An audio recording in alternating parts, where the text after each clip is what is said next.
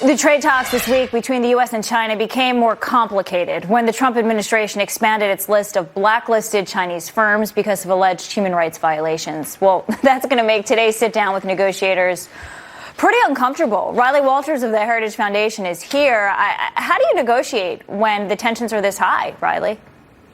Well, I think right now we're kind of in the sticker shock of things.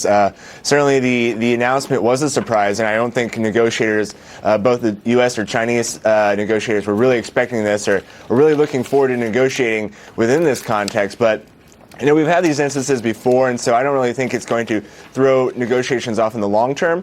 It'll sour talks this week, but eventually they'll come back to the negotiating table, and I think these things will just continue to progress as we've seen over the last couple of years. Yeah, but I'm so curious what can actually come out of any type of discussion when we're blacklisting Chinese companies, and now this morning China is vowing retaliation for the U.S. visa ban on some Chinese officials. They're threatening to do the same.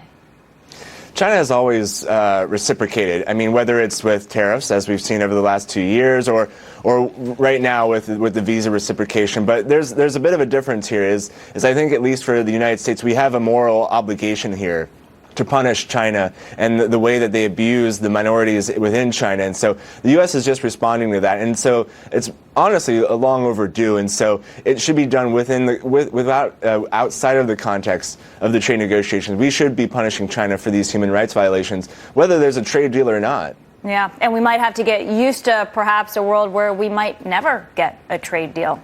Riley Walters, thank you very much.